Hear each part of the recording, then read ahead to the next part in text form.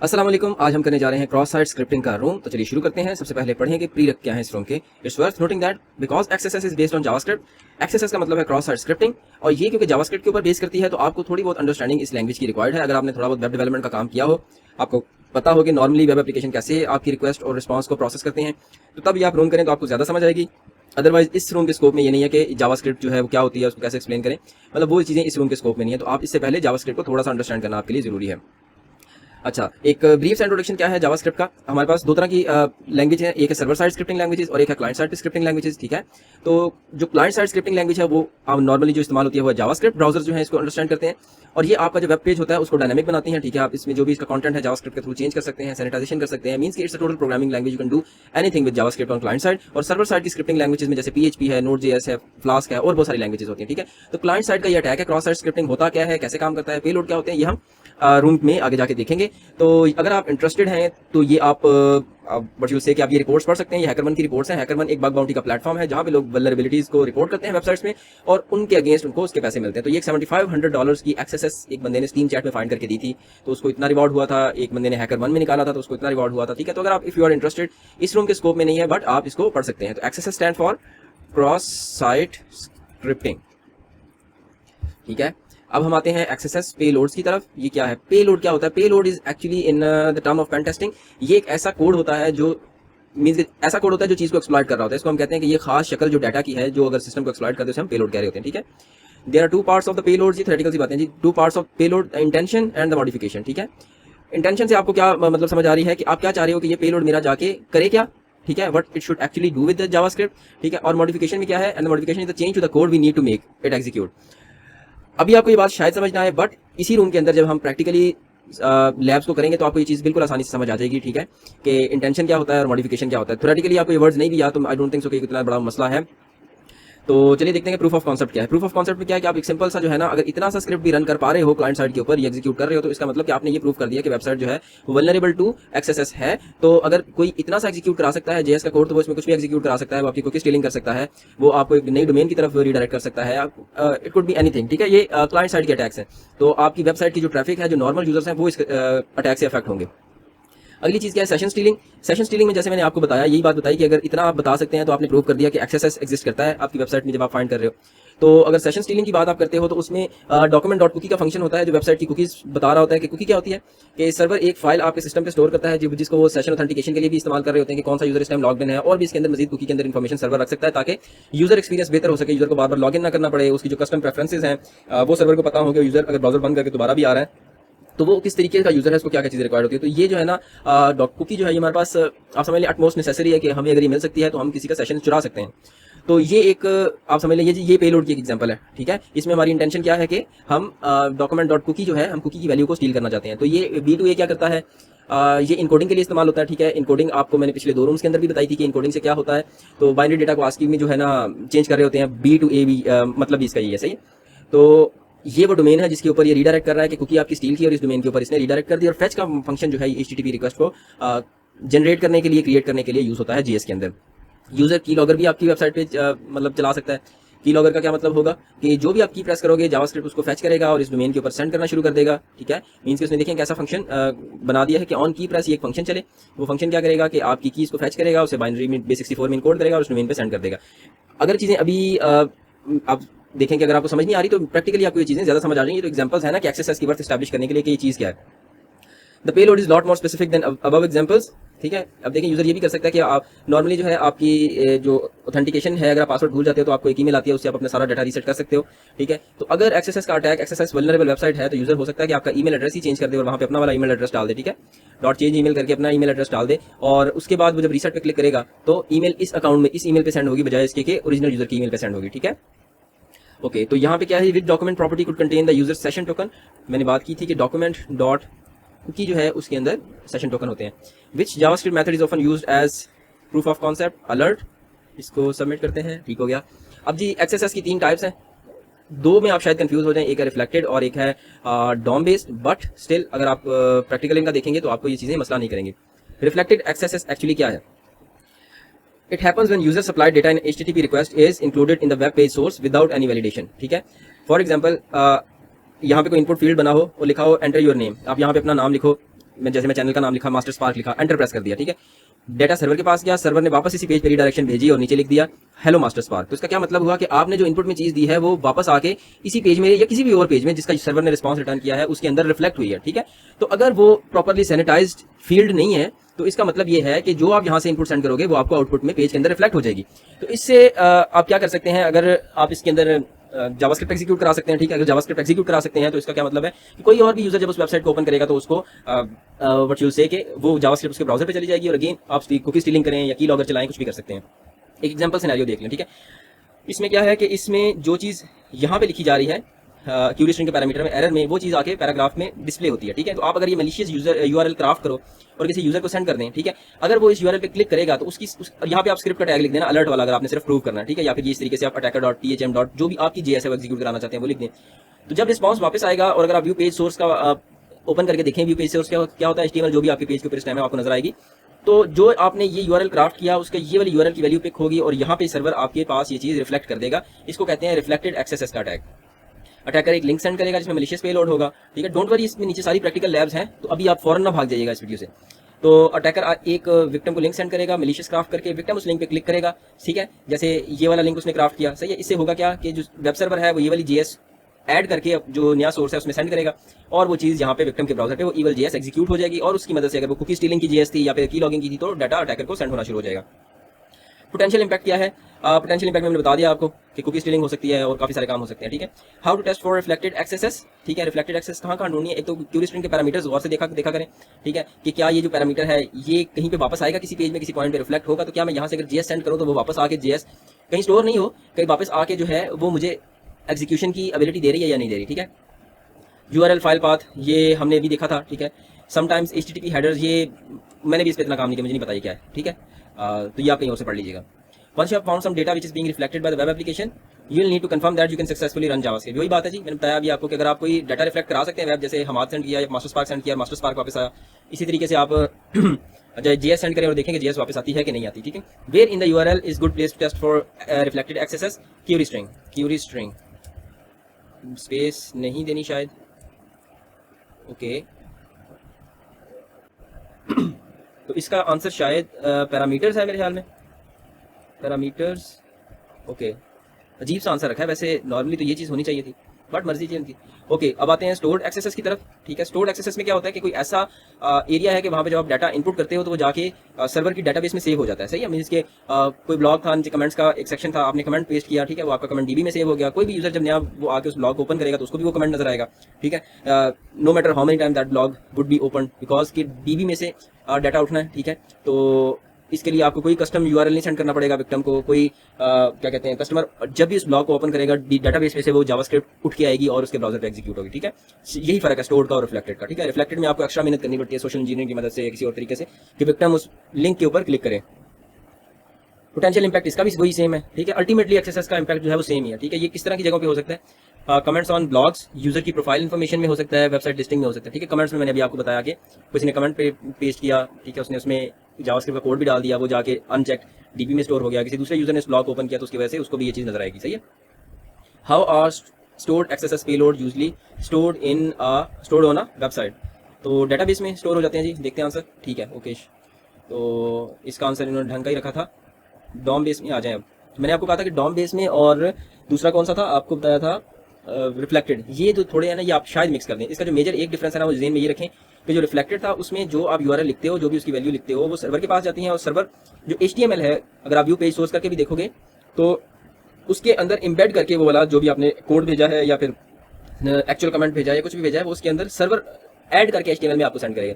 But in the case of DOM based XSS, इसको आप ये समझ लो कि इसमें सर्वर का रोल नहीं है, ठीक है। जो आपके सिस्टम की जावास्क्रिप्ट है, आपकी ब्राउजर की, आपकी विंडोज में जो भी जावास्क्रिप्ट है, वो हो सकता है कि ये जो पैरामीटर हो यहाँ से वो चीज डाटा पिक कर रही हो, ठीक है, यूआरएल से डाटा पिक कर रही हो, ठीक है। जैसे ये windows.location.hash का मतलब होता है कि अक्सर आपने देखा होगा कि हैश के बाद कोई यहाँ पे डाटा लिखा होता है, HTTP ऐसे करके कुछ और लिखा हुआ है, तो इस हैश के बाद का डेटा जो windows.location.hash आती है। तो डॉम बेस में क्या है कि एक्चुअल डाटा उठता है यहाँ से, सर्वर का इसमें रोल नहीं है फिलहाल। DOM based access is where the JavaScript execution happen directly in the browser without any new pages being loaded, ठीक है। सर्वर के पास नहीं जाएगा, यहीं से वो चीज उठाएगा और उसके बाद DOM के एलिमेंट्स को मैनिपुलेट करेगा। Execution occurs on the website, JavaScript code acts on input or user execution। Example scenario उन्होंने क्या बताया है कि जैसे मैंने भी आपको बताया कि window dot location dot hash के पैरामीटर को आप उठा के पेज पे कहीं पे व्यू करा रहे हैं कि ये मेरा इस वक्त करंट पेज चल रहा है, ठीक है।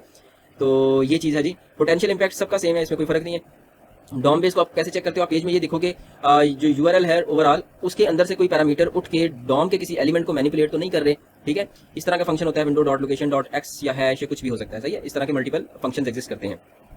और इसमें अगर जब आप व्यू पेज सोर्स करके देखोगे तो व्यू पेज सोर्स में वो चीज़ HTML में एम्बेडेड नहीं होगी, ठीक है। आप इसकी वैल्यू इसकी बेस के ऊपर चेंज कर रहे होगे, ठीक है। Okay, when you have found those bits of code, you then need to see how they are handled and whether the values are ever written to the web page DOM or passed to unsafe JavaScript methods such as eval, ठीक है। और जो भी चीज़ यहाँ URL से उठेगी वो eval की मदद से एग्जीक्यूट भी की जा सकती है क्लाइंट के ब्राउजर पे, और again you can get all the data and all the things from client's browser. What unsafe JavaScript method is going to look for in source code? एक तो eval का मेथड आपको देखना चाहिए, और मेरे पर इसके eval देख लेते हैं जी। हाँ ठीक है जी, ठीक है। ये इनका था कि अनसेफ मेथड है क्योंकि ये एग्जीक्यूट कर रहा होता है डायरेक्टली चीज़ें, ठीक है। तो ये आप देख लें, अगर आपको किसी जगह पे ब्राउजर में व्यू पेज सोर्स में eval का मेथड मिलता है तो इसका मतलब है कि ये कुछ एग्जीक्यूट कराने जा रहा है इसी के URL से या किसी और मीन्स के HTTP के हेडर से कोई चीज़ उठा के। एग्जाम्पल से आपको सारी चीज़ें एक्जैक्टली समझ आ जाएंगी। ब्लाइंड एक्सेस में क्या है कि आपकी एक्सेस एग्जीक्यूट तो हो गई है बट रिजल्ट आपके पेज पे वापस नहीं आया, ठीक है। जैसे ये एग्जांपल दी कि हो सकता है कि आपने एक वेबसाइट में लॉगिन है, आपको कोई जैसे सपोर्ट का होता है ना कि कोई इशू आया तो आप सपोर्ट वालों से रब्ता करें, वहाँ पे आप उनके कमेंट में जो भी कुछ लिखोगे सेंड करोगे तो वो कहीं वापस आपको रिफ्लेक्ट नहीं होगा, वो बस उसके पास चला जाएगा जो भी उसका स्टाफ का एम्प्लॉय है, और उसके बाद वो उसको पढ़ेगा। अगर उसने उसके ऊपर अनसैनिटाइज्ड उस फील्ड को रखा हुआ है तो अगर आप उसमें एक्सेस भेज देते हो तो जब वो आपका सपोर्ट टिकट ओपन करेगा चेक करने के लिए कि आपने क्या कंप्लेन की है, तो हो सकता है उसके सेशन की कुकीज़ जो है वो आप उठा लें वहाँ से, और उसके बाद आप एक स्टाफ मेंबर के तौर पे उसमें लॉगिन कर सकते हैं उस वेबसाइट के अंदर। एक्सेस हंटर इन्होंने एक टूल रिकमेंड किया हुआ है कि ये इस्तेमाल मैंने खुद नहीं किया personally, but you can look at this कि ये क्या चीज़ है। What tool can you use to test for blind XSSes? इन्होंने कहा कि ब्लाइंड आप कैसे टेस्ट करोगे, एक्सेस हंटर मेरे ख्याल में कर सकता है ये काम। What type of XSSes is very similar to blind axes?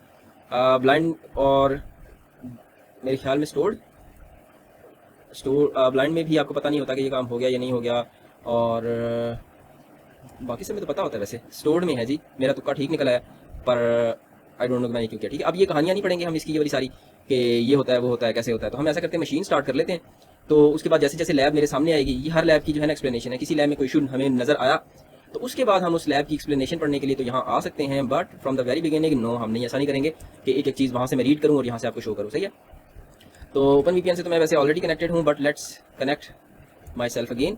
तो CD आप करो डाउनलोड्स में और sudo ओपन VPN, ये हो गया, ठीक है। अब इनिशियलाइजेशन सीक्वेंस कंप्लीटेड, और मैं इनके नेटवर्क से ऑलरेडी कनेक्टेड हूँ, वैसे भी कनेक्टेड था, ठीक है। अब देख लेते हैं जी। अच्छा, इन्होंने 80% रूम को कंप्लीट भी कर दिया, हालांकि हमने एक भी लैब अभी तक नहीं की। 11 seconds are there to go for. तो 5 4 3 2 1 0, ठीक है। ये कॉपी करता हूँ मैं और इसको यहाँ पेस्ट करूँ, पता नहीं इतनी जल्दी शायद वेब सर्वर अप भी ना हुआ हो, अभी मशीन ऑन हुई होगी, वेब सर्वर नहीं अप हुआ होगा, ठीक है। तो इसको पिंग कर लेते हैं, पिंग में जवाब आ रहा है कि नहीं, ठीक है। तो IP तो मिल गई है बट सिस्टम अभी अप नहीं हुआ, सही है। यहाँ तक हम अपना सारा थ्योरेटिकल काम कर चुके हैं, तो अब हम चलते हैं, मशीन में ऑन कर चुका हूँ। आप मशीन के पास जाएं और देखें कि आपको कौन कौन सी लैब्स प्रोवाइड की गई हैं, और वो लैब्स हम सॉल्व करेंगे स्टार्टिंग फ्रॉम द लेवल 1। तो लेवल 1 में क्या है, आप यहाँ पे लिखो, अगर के मीन्स कि मैं लिखता हूँ मास्टर स्पार्क, और देखते हैं हमें क्या रिस्पॉन्स बैक आता है। आप जो भी यहाँ लिख रहे हो वो यहाँ पे आपको वापस आ रहा है। आप व्यू पेज सोर्स पे क्लिक करें और उसके बाद आप चेक कर लें जो आपका H1 का टैग है, H2 का टैग है, ओके, ठीक है। यहाँ पे हमारे पास जो भी चीज़ हम लिख रहे हैं वो रिस्पॉन्स बैक में आ रहा है। तो क्या ऐसा हो सकता है कि अगर मैं स्क्रिप्ट का टैग इधर ही लिख दूँ तो फिर मेरे पास रिस्पॉन्स में क्या आता है? तो मैं लिखता हूँ जी स्क्रिप्ट का टैग H2 के टैग के अंदर चलेगा या नहीं चलेगा, ये हम आज चेक कर लेते हैं, ठीक है। तो लैब में था कि आप जब कोई काम अलर्ट आपको प्रोड्यूस करना है तो आपको THM के लिखना है उसके अंदर, ठीक है। आप ये एंटर करें और देखें जी क्या रिस्पॉन्स आ रहा है, ठीक है जी। सिंपल था, उसने जो हमने उसको डाटा दिया, सर्वर ने HTML को मॉडिफाई किया और हमें वो डाटा रिस्पॉन्स में वापस कर दिया, ठीक है। ये देखें जी, हालांकि H2 का टैग ही चल रहा था बट उसके अंदर भी स्क्रिप्ट का टैग अगर आप चाहते हो तो लगा सकते हैं, ठीक है। सर्वर ने हमें ये चीज़ रिटर्न कर दी। ये होगी एक रिफ्लेक्टेड की एग्जांपल। अगले लेवल पे जाते हैं कि वहाँ पे क्या होता है, ठीक है। आप डायरेक्टली फिर वही काम करके देख लो ना, सही है। फिर वही में क्या था कि आप स्क्रिप्ट का टैग लिखें और स्क्रिप्ट का फिर ख़त्म करें और उसके अंदर आप वैसे ही अलर्ट लिखें, अलर्ट का मैसेज और THM लिखा, ठीक है। ये करने से पहले मैं सिंपल कोई भी मास्टर स्पार्क जैसे था ये मैं इनपुट करके देखता हूँ कि रिस्पांस आता कैसे। अच्छा, जो आप लिखते हो वो रिस्पांस आता है, इसमें एक ये क्या है, ये टेक्स्ट फील्ड है शायद, तो ये एक इनपुट वैल्यू है, ठीक है। इस इनपुट वैल्यू के अंदर जो है आके मास्टर स्पार्क पेस्ट होता है एज एन एट्रीब्यूट। तो इस एट्रीब्यूट के अंदर मैं जावास्क्रिप्ट इस तरह नहीं लिख सकता, तो उसके लिए मुझे क्या करना है, मुझे इसको वर्चुअल से एस्केप करना पड़ेगा। सही है, मैं वैसे लिख के देखता हूँ, जावास्क्रिप्ट लिख के डायरेक्ट एंटर प्रेस कर देता हूँ, क्या होता है, ठीक है। जो आपने लिखा वो इसके अंदर एज ए वैल्यू आया और हमें टेक्स्ट की वो वाली वैल्यू नजर आने लगी। सही है, इसको आप देखो, इंस्पेक्ट करो, यहाँ इंस्पेक्ट छोड़े, इसको आप करें वहाँ पे व्यू पेज सोर्स करते हैं। व्यू पेज सोर्स किया तो मैंने जब अपना स्क्रिप्ट का उसको कोड भेजा था, उसने क्या किया, वैल्यू के अंदर उसको उठा के इधर पेस्ट कर दिया। इसको हम करते हैं एस्केप।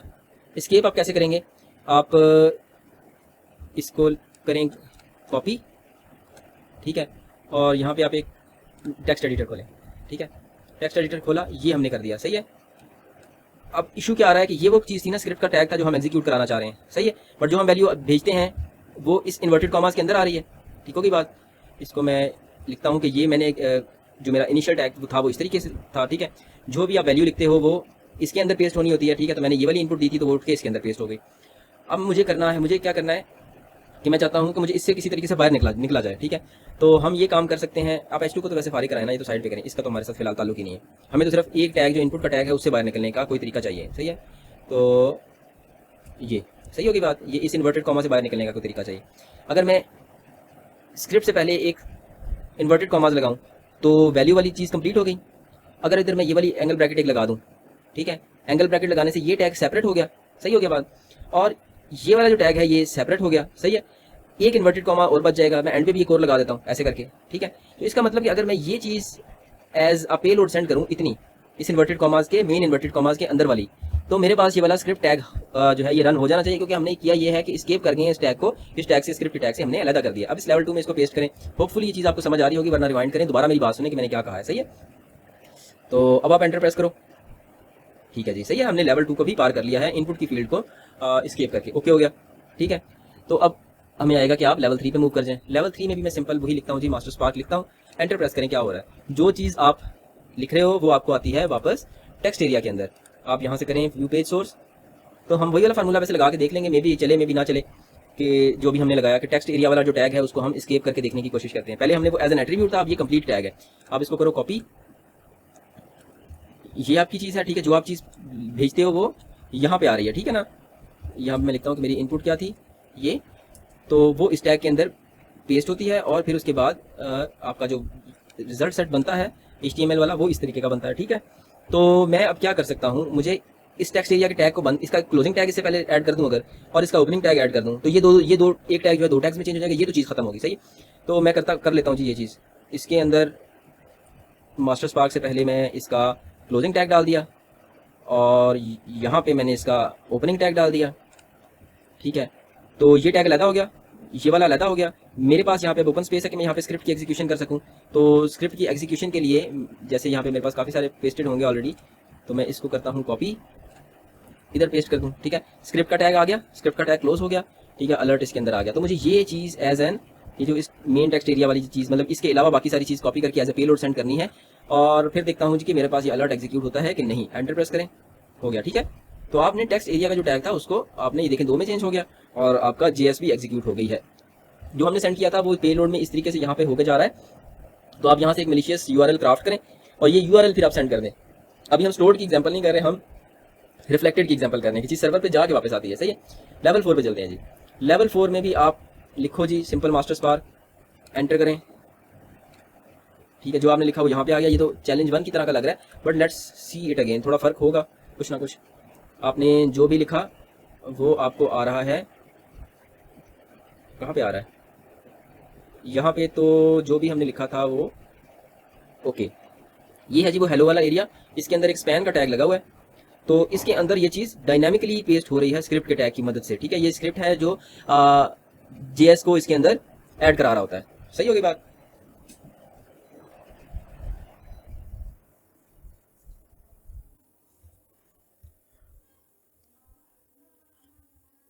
तो अगर हम डायनामिकली इस JS को चेंज कर सकें, हमने एट्रीब्यूट को एस्केप किया, हमने टैग्स को एस्केप किया, तो अब हम ये भी तो तरीका कर सकते हैं ना कि हम जो हम सेंड कर रहे हैं वो इसके अंदर आ रहा है ना। तो मैं ये इस इनर HTML की जो चीज़ है इसको एस्केप करूँ और यहाँ पे किसी तरीके से अपना एक नया अलर्ट का टैग ऐड कर सकूँ। आप इसको करो कॉपी, ठीक है। इसको मैंने किया कॉपी, आप ओपन करें नोटपैड की फाइल, इसको आप लिखें इस तरीके से, ठीक है। ये वो एरिया है जहाँ हम चाह रहे हैं कि आपके पास मेन एरिया जो आप एग्जीक्यूट करोगे वो यहाँ पे आएगा, सही है। इसको कॉपी करें दोबारा से और दोबारा से आप इसको पेस्ट करें। ये टेक्स्ट एरिया वाली जो चीज़ है इसको ख़त्म करते हैं, ठीक होगी बात। तो अब हम इसके अंदर हम इसको एस्केप करना चाह रहे हैं, सही है। तो अगर मैं इसमें लिखूंगा, हमने इसके अंदर अलर्ट एग्जीक्यूट करना है अपना, ठीक है। मुझे इसके अंदर, क्योंकि स्क्रिप्ट का टैग तो ऑलरेडी इन प्लेस है ना ऊपर नीचे, ठीक है। तो आप इतने हिस्से को कॉपी करें, इसके अंदर लिखें ये, ठीक होगी बात। पर ये तो नहीं चलेगा, ये तो इनर एचटीएमएल में जाके प्लेस हो जाएगी। तो आप ऐसे करो, इसको क्लोज करो, जो इनर एचटीएमएल के अंदर जो चीज़ प्लेस होनी है पहले उसको बंद करो, इस टैग की क्लोजिंग कर दो। अब ये टैग खत्म हो, टैग कह रहा हूँ बार बार, ये स्टेटमेंट जो है जेएस की तो स्टेटमेंट है ना, टैग थोड़ी है। तो ये दो मैंने अभी चीज़ें ऐड की हैं, उससे ये मेरे पास इनर एचटीएमएल की वाला एरिया क्लोज हो जाएगा। पीछे alert as an statement exist करता है, ठीक है। और उसके बाद ये जो है ना ये डिस्कार्ड हो जाएंगे, होपफुली जेएस को एरर ना दे दे, आई डोंट नो, बट इनको डिस्कार्ड हो जाना चाहिए। तो हमें कितना पेलोड कॉपी करना है, इतना, ये चीज़, ठीक है। तो इसको आप करें कॉपी और होपफुली ये चल जानी चाहिए चीज़, लेट्स सी। इसे हम यहाँ प्लेस करते हैं और एंटर प्रेस करें, नहीं चला ये चीज़। तो हम पेज का सोर्स दोबारा चेक करते हैं, अभी पेज सोर्स जो मैंने सेंड किया था डाटा वो किस तरह आया है, सही है। ये स्टेटमेंट तो क्लोज हो गई, बट उसने इसको एज एन व्हाट यू से, मेरे ख्याल में इसका एरर आ गया होगा, ठीक है। इसने स्पैन के अंदर ये चीज़ पेस्ट नहीं की, तो अलर्ट भी नहीं चला, लेट्स सी। तो हम इसको ये करते हैं कि हम एंड वाला पोर्शन भी हम ये जो चीज़ है इसको ऐसे कर लें, क्योंकि ख़त्म तो ये नहीं होगी। ओके,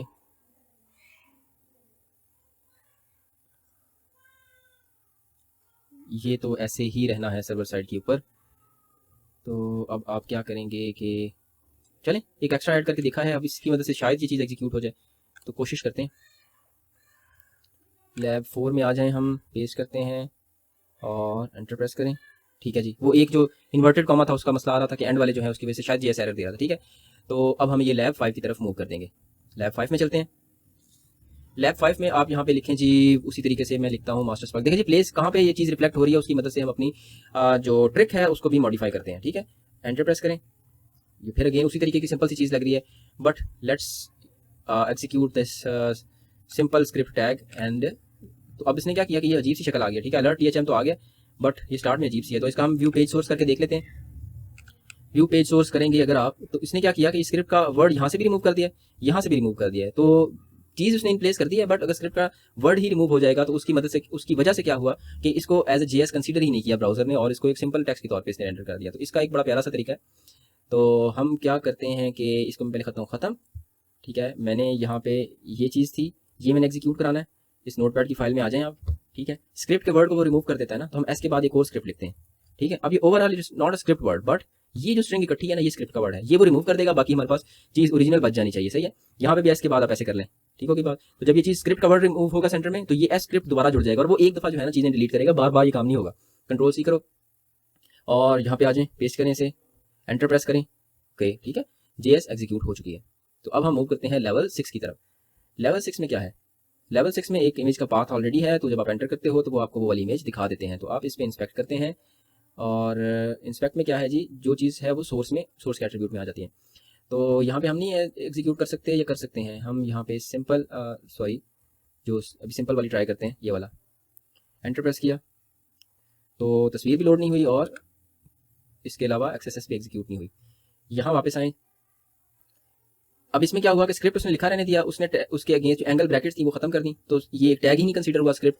तो जिसकी वजह से क्या हुआ कि इसने अलर्ट भी एग्जीक्यूट नहीं कराया, सही है। तो इमेज सोर्स में एक और भी फंक्शन होता है ऑन लोड का, जिसके अंदर आप जेएस को एग्जीक्यूट करा सकते हैं, जेएस का कोई भी फंक्शन कॉल कर सकते हैं। तो अब आपको क्या करना है कि आप इसको करते हैं हम कॉपी। नोटपैड में दरअसल ये थोड़ा सा आसानी से आपको समझ आ जाएगा शायद, मैं इसलिए जो है ना इसको हम कॉपी कर रहा होता हूँ, ठीक है। तो पाथ जो स्टैंडर्ड पाथ है वो कौन सा है, /images/cat.jpg, ठीक है। तो ये तो हम इसी तरह ही सेंड करेंगे, ठीक है। और हम इसमें एक एक्स्ट्रा टैग ऐड करना, एक्स्ट्रा एट्रीब्यूट ऐड करना चाहते हैं कि ऑन लोड का, ठीक है, जिसके अंदर हम अपनी जेएस को एग्जीक्यूट कर देंगे, सही है। और यहाँ पे हम अलर्ट में लिखेंगे THM, ठीक है। तो अदरवाइज तो जो हमने डाटा प्लेस करना है वो यहाँ पे आके रुकता है ना, ठीक है। तो हमने अब इसको मैं ना आपको एक क्लैरिटी के लिए एक दफ़ा दोबारा से इस तरह दिखा दूँ कि जो भी आप इनपुट पास करते हैं वो आके सोर्स के एट्रीब्यूट में प्लेस हो जाती है, ठीक है। सोर्स के एट्रीब्यूट अभी हमने क्या एज एन इनपुट सेंड कर रहे हैं, /images/cat, सॉरी, ठीक है, /images/cat।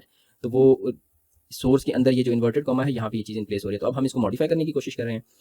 हमने मॉडिफाई में क्या किया है कि ये एक एक्स्ट्रा हमको एट्रीब्यूट ऐड करना है, ठीक है। तो आपने ये वाला यहाँ से पेलोड आप शुरू करें, ये सारा पेलोड, ठीक है, यहाँ तक हो गया, सही है। तो ये वाला जो है ना, इसकी क्लोजिंग हमने ये कर दी है, और उसके बाद इसकी क्लोजिंग यहाँ पर हो गई। एंड वाला जो है उसका क्या करेंगे, जो ये वाला है इसका क्लोजिंग कैसे करेंगे, इसकी क्लोजिंग के लिए हम ये एक एक्स्ट्रा ऐड कर देते हैं, ठीक हो गया बात। तो ये मतलब 2 इन्वर्टेड कॉमा थे ना, ये वाला इन्वर्टेड कॉमा इसके साथ क्लोज हो जाएगा, इसके साथ, ठीक है। और ये जो एंड वाला है इसके लिए हमें ये वाला देना पड़ेगा, तो हम इसमें कॉपी करके इतना हिस्सा हमें को कॉपी करना है, ठीक है, ये चीज़, ठीक हो गई बात। ये इसलिए डाला था कि इसको क्लोज करेगा, ये वाला इसलिए ऐड किया कि इसको क्लोज करेगा। कॉपी करें और यहाँ पे आप ये पेलोड ऐड करें, एंटर प्रेस करें, ठीक है, हमारा ये वाला पेलोड भी एग्जीक्यूट हो गया, ठीक है। तो हमें फ्लैग भी मिल गया है THM XSS मास्टर का, ठीक है। तो आपको बस वो पॉइंट आइडेंटिफाई करना है कि जहाँ पे आपको शक है कि इशू हो सकता है, ठीक है, XSS एग्जीक्यूट, ये सारी कुछ इसी की एग्जांपल्स हैं। अगर आप दोबारा पढ़ना चाहते हैं तो आप इसको पढ़ भी सकते हैं।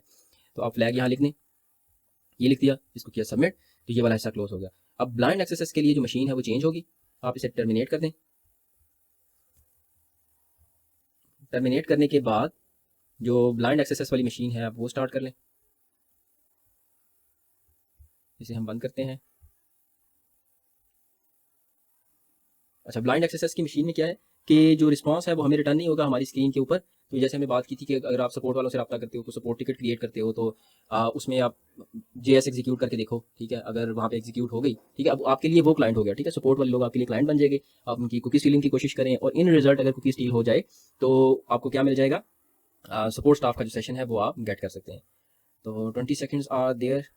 तो ये देखें जी, इस तरीके से एक चीज़ होगी, यहाँ पे सपोर्ट टिकट आपको साइन अप करना है, सपोर्ट टिकट बनाएंगे, जो आप यहाँ पे अपनी जो भी आपकी क्यूरी है लिखते हो, तो वो आपके पास भी एक बन जाता है, मतलब लिस्ट बन जाती है कि आपने ये वाले टिकट सबमिट कराएं, और सर्वर एंड के ऊपर भी वो चीज़ जाके एग्जीक्यूट हो रही होती है, ठीक है। आप भी इसको इसी तरीके से ओपन करोगे, और जो सर्वर से मेरी मुराद ये है कि जो स्टाफ है जो आपकी सपोर्ट रिक्वेस्ट को हैंडल करता है उसके पास भी ये चीज़ इसी तरह ओपन होगी। मशीन ओपन हो चुकी है, but I don't think so कि ये अभी रिस्पॉन्डिंग भी होगी, पर करके देख लेते हैं। ओके, मशीन तो रिस्पॉन्ड करने लग गई है बहुत जल्दी से, बट इसका वेब ब्राउज़र, हाँ जी, वेबसाइट भी जो है बड़ी जल्दी इसने कर दिया। तो इन्होंने कहा कि आप कस्टमर में आ जाओ, कस्टमर में आके आप करें साइन अप। साइन अप में मैंने लिखता हूँ मास्टर स्पार्क, और इसी तरीके से यही ईमेल एड्रेस लिखता हूँ, ठीक है, आप साइन अप करके, ठीक है, मैंने इसका डोंट सेव। अब वो कहते हैं कि आप सपोर्ट टिकट्स में आएँ और एक टिकट क्रिएट करें, ठीक है, मैं एक टिकट क्रिएट करता हूँ। इसमें मैं कहता हूँ कि टेस्ट 1, इसमें मैं जो भी लिखता हूँ वो क्या होता है, एक टिकट क्रिएट हो जाएगा। टिकट क्रिएट होने के बाद आप ID पे क्लिक करें, तो आप देख सकते हैं कि जब आपने टिकट पे क्लिक किया तो ये इसने टेक्स्ट एरिया के अंदर ये चीज़ हमें रिटर्न की है। हमें काफ़ी सारी चीज़ें फिलहाल पता है, हम देखते हैं कि जी ये किसके अंदर चीज़ रिटर्न हो रही है। मेरे जो टेस्ट का वैल्यू है वो व्यू पेज सोर्स के अंदर आता तो है, बट वो यहाँ पे कहाँ पे है, कंट्रोल F करके टेस्ट कर लें, ठीक है जी, ये है टिकट के सब्जेक्ट के अंदर, लेबल की जो फील्ड है उसके अंदर आ रहा है, ठीक है, और कहाँ पे आ रहा है, ठीक है, सही है। ये जो सब्जेक्ट है और जो उसका टेक्स्ट एरिया है उस दोनों के अंदर मैंने टेस्ट लिखा था, एक ये वाला और एक ये चीज़, ठीक है। ये इस वाली को हम पहले ट्राई करते हैं कि ये वाला एग्जीक्यूट हो सकता है या नहीं हो सकता। अदरवाइज तो ये चीज़ भी जो है ना लेबल वाली, इसको भी हम स्क्रिप्ट के टैग से चला के देख सकते हैं। हम नया सपोर्ट टिकट बनाते हैं, ठीक है। नए सपोर्ट टिकट में मैं क्या करूँगा कि मुझे इस टेक्स्ट एरिया वाले हिस्से को स्केप करना है। आप इसको कॉपी कर लें, इसे कॉपी करें और नोटपैड की फाइल ओपन करें, ये हो गया, ठीक है। ये जो इस पॉइंट के ऊपर आपका जो भी डाटा है वो आएगा, सही है। आप ओरिजिनल वाला टेक्स्ट एरिया पड़ा रहने दें, ठीक है, और उसके पहले वाले को क्लोज कर दें, दूसरे वाले को ओपन कर दें, ठीक है। ये आपका भी पेलोड हो गया, और यहाँ पे आप स्क्रिप्ट का टैग लिख दें, स्क्रिप्ट, इसको क्लोज करें। होपफुली आपको लैब्स करके अब ये तो समझ आ रही होगी कि ये मैं क्या कर रहा हूँ। आप अलर्ट में लिखें, अलर्ट क्लोज, और यहाँ पे आप THM लिख दें, सही है। तो आपको कितना हिस्सा कॉपी करना है, इतना हिस्सा, ठीक है, जो इस टेक्स्ट एरिया के अंदर ड्रॉप होनी थी चीज़। ये करें, एक नया बनाएं, ठीक है, XSS1 लिख देता हूँ, और टिकट के कंटेंट में आप ये चीज़ लिखें और एक टिकट क्रिएट कर दें। तो इधर आ जाता हूँ वापस, जो मैंने सेकंड सपोर्ट का टिकट बनाया था वो मेरे ख्याल में एग्जीक्यूट नहीं हुआ, ठीक है। तो हमने टेक्स्ट एरिया को स्केप किया है और उसके अंदर ये अलर्ट का टैग लगाया है, हम इसका नाम रखते हैं XSS1, और क्रिएट टिकट करें, ठीक है, क्लिक करें कि THM एग्जीक्यूट होता है नहीं, ठीक है। तो आपने ये वाला जो है XSS ये आपने एग्जीक्यूट कर लिया है, ओके। तो इसमें हमें कोई टास्क भी दिया गया है कि नहीं, वो हम देख लेते हैं। अब इन्होंने क्या कहा है कि ठीक है, इन्होंने भी वही टैग बताया जी, वही तरीका बताया जो हमने लगाया था, ठीक है। आखिरी टेक्स्ट एरिया क्लोज नहीं किया, मैंने कर दिया, उसका फर्क नहीं पड़ता, सही।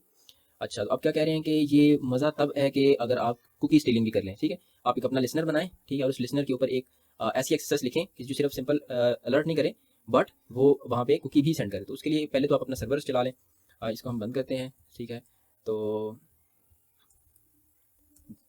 ओके सर्वर तो चल रहा है, ठीक है। तो यहाँ पे हम क्या करते हैं, NLBP करके, ये नेटकैट है, इसको स्विस आर्मी नाइफ भी कहते हैं। आप इस किसी भी पोर्ट पे, जैसे मैं 9898 के ऊपर एक सर्वर चला देता हूँ, ठीक है। मैं यहाँ पे थोड़ा सा स्क्रीन पे क्लैरिटी ले आऊँ। ये अब एक पोर्ट के ऊपर ये मेरा सर्वर लिसन कर रहा है, सही है। तो मेरी IP क्या है, IF कॉन्फ़िग करके मैं देखता हूँ, 10.2.1.2.6.13, सही है। मुझे यहाँ पे रिजल्ट रिटर्न कराना है, सही होगी बात। अभी हमने ये चीज़ एग्जीक्यूट कराई थी, इसके अंदर क्या हमारे पेलोड की वैल्यू थी, हम भी टेक्स्ट एरिया वाला नहीं लिखते, सही है। मेरे पेलोड की वैल्यू यहाँ से शुरू हो रही थी ये, ठीक है। अब हम कह रहे हैं कि वो कह रहे हैं कि अलर्ट नहीं करें, सिंपल आप इसके अंदर कुकी स्टीलिंग करें। तो आप सबसे पहले तो इसको ख़त्म करोगे यहाँ से, सही है। सॉरी, सही है, ये मैंने ये ख़त्म कर दिया। यहाँ पे मुझे जो भी मैं JS लिखना चाहता हूँ मैं लिख सकता हूँ, ठीक होगी बात। JS में एक फंक्शन है fetch के नाम से, जो आपके बिहाफ पे एक HTTP की रिक्वेस्ट जनरेट करेगा। सबसे पहले आप उसका पाथ बता दो, HTTP डबल डॉट, आपने क्योंकि एक सर्वर इस्टेब्लिश कर लिया है अपने पास, तो IP मैंने आपको क्या बताई थी, 10.2.1.2.6.13। तो ये आप IP लिख दें यहाँ पे, 10.2.1.2.6.13। पोर्ट कौन सी है, 9898 के ऊपर हमने ये चीज़ की है, सही है। और उसके बाद हम एक क्यूरी स्ट्रिंग बना लेते हैं इसके साथ ही, ठीक है। उसमें हम इम्बेड क्या करेंगे, साथ वैल्यू डॉक्यूमेंट डॉट कुकी का जो फंक्शन है उससे वैल्यू उठाएंगे और वो इसके साथ जोड़ देंगे, ठीक है। प्लस कुकी इक्वल्स टू भी करना पड़ेगा for the sake of query string, ये होगी बात।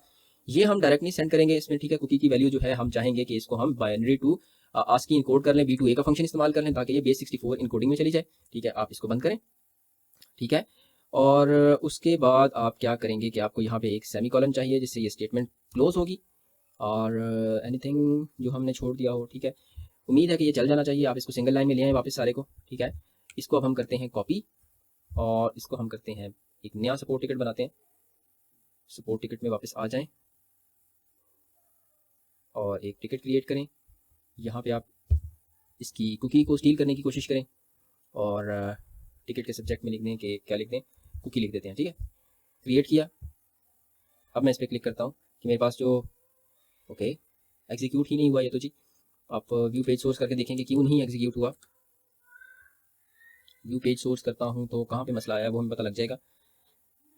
टेक्स्ट एरिया को हमने क्लोज कर दिया जी, बिल्कुल ठीक है। उसके बाद स्क्रिप्ट चला दिया, वो भी सही चल रहा है। फैच की कमांड भी ठीक है, ओके। सॉरी, अपना लिसनर देखें ना जी, वहाँ पे वैल्यू आनी थी जो सर्वर आपने चलाया, ठीक है जी। आपके पास सर्वर के ऊपर उसने रिक्वेस्ट सेंड की है यहाँ पे, ठीक है।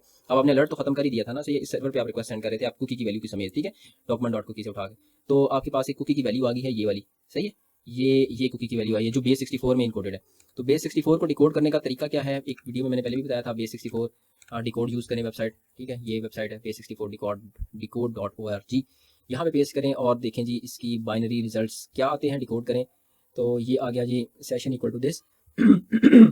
वापस आ जाएं और व्हाट इज़ द वैल्यू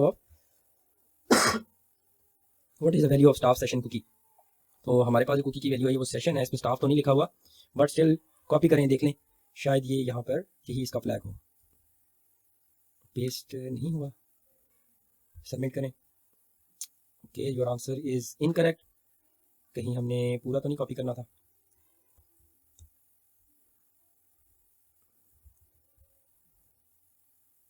ये भी इनकरेक्ट है।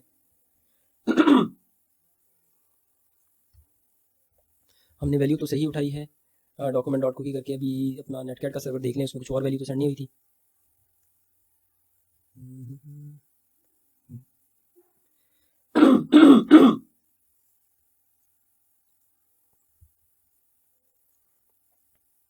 कुकी तो सही है, MQ इक्वल्स वाली ही है ये लिखा, और डिकोड भी सही हुई है।